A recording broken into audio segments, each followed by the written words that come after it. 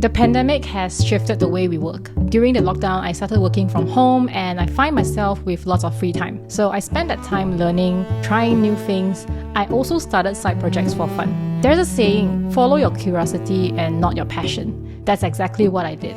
I followed my curiosity and it led up to this point. Was it easy? No. But was it worth it? Yes. I will share a breakdown of each income stream, and then at the end of this video, I will share with you what I've learned so far by building 8 income streams. So the first income stream is my full-time job.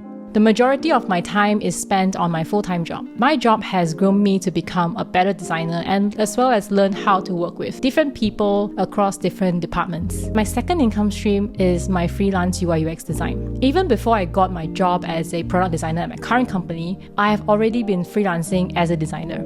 And in the beginning, I took on every single job and I didn't care if I was underpaid.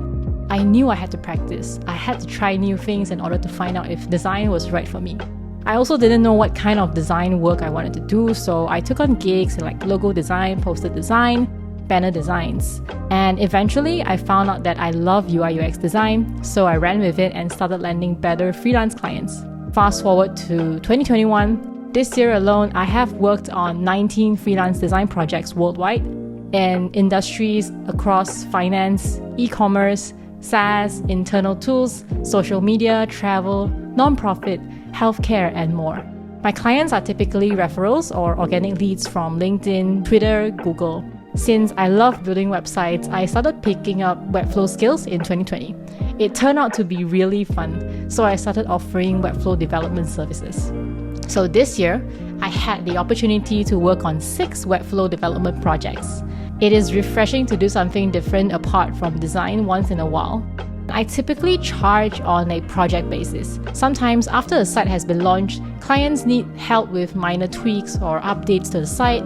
So I've worked out a reasonable hourly rate that would solve that problem. That way, clients don't have to stress themselves out because I just bill by the hour. It's less commitment for my clients.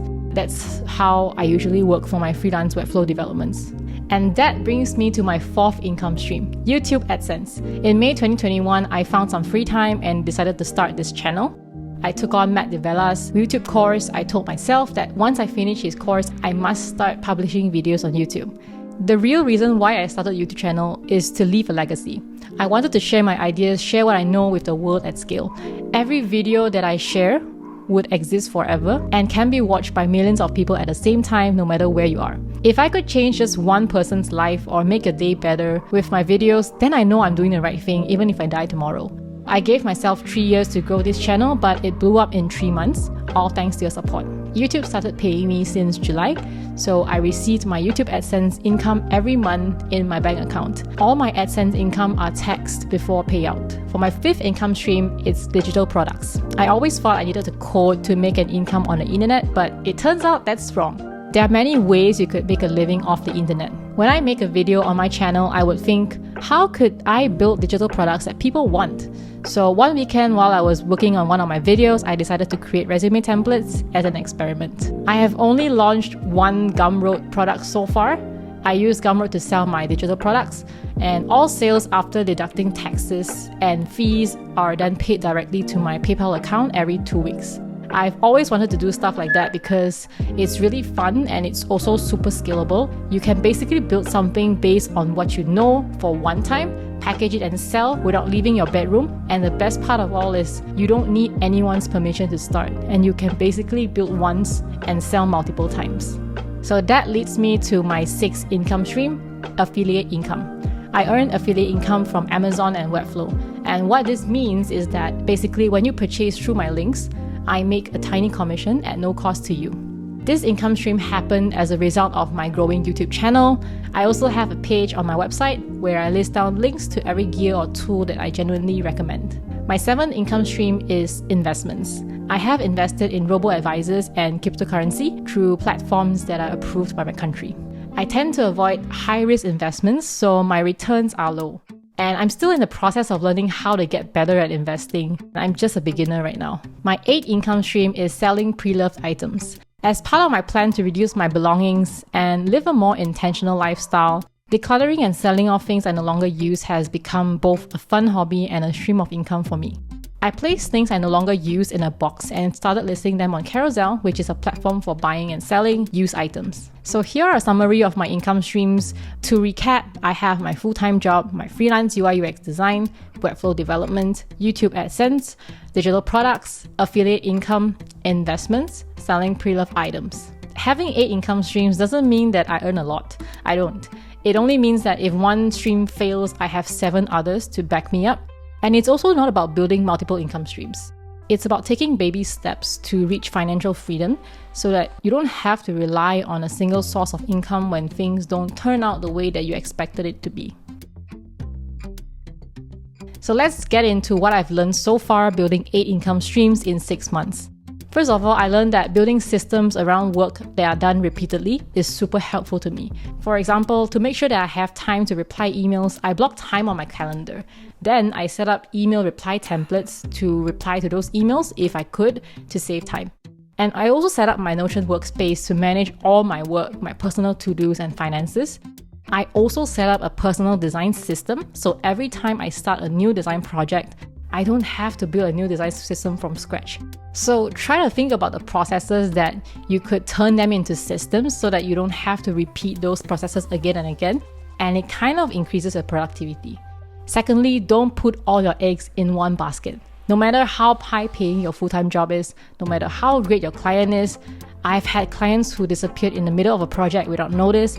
I've also seen people getting retrenched out of nowhere. Build multiple income streams so that one day, if you lose one source of income, you still have many others. And having multiple income streams helps to ease your mind. You can also choose your client and the work you kind of need to take on. Now that you have multiple income streams, you don't have to rely on one source of income. And next up is I learned that everything is figure-outable. Before I became a designer in 2019, I was working in a job that I didn't enjoy, and since the pay was low, I didn't have any savings. I thought that I was bad at managing money, and I thought that I would never figure out what I wanted to do. 6 months ago, I didn't know how to edit videos, how to use Final Cut Pro. I didn't even know anything about filming or lighting. Heck, 2 years ago, I didn't know what is UI UX design. So here I am 2 years later. I've learned that everything is figure-outable. It just takes a little bit of Googling and learning and putting hard work into the process to learn something. Next up, don't get caught up with busy work. This is something that I need to work on myself. This is one of my toughest challenges. How do you identify busy work? Busy work makes you feel like you are moving quickly or you're super productive, but the truth is you are not. I'm learning how to not confuse being busy with being effective or efficient.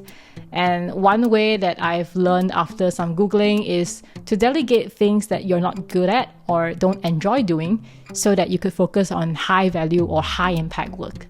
And I try to batch schedule low value work like tracking my finances, replying emails on a fixed day of the week so that I could focus on more important tasks, aka high value work. The next thing I've learned is to follow your curiosity. I didn't set out to create 8 income streams in 6 months, right? But what I focused on though was to do things that interest me. My curiosity led me from design to writing, coding, building websites, building side projects, filming YouTube videos, and more. Avoid doing something because it's in trend or because it will make you look cool. People can tell from afar if you're truly enjoying the thing that you're doing. And most importantly, if you truly enjoy what you do, focus on building credibility. Sooner or later, the money will come.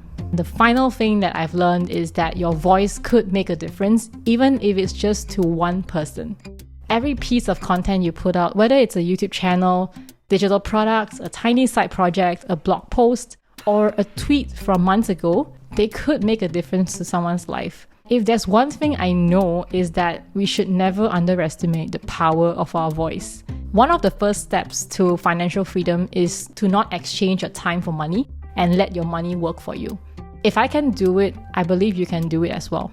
It takes a lot of sacrifice and dedication. There were nights spent learning new things, weekends called off to work on freelance or to work on side projects, but if you know what you're working towards, you'll have a clearer mind on how you should be spending your time on. So evaluate what you've been spending your time on the most. From there, analyze what you should do next. Before you go, feel free to check out my next videos on 10 side income ideas for UI UX designers, Maybe you would like to learn how to pick the right color for your website or app. And here is also a playlist on all my videos. Thanks for watching, and I'll see you in the next video. Bye!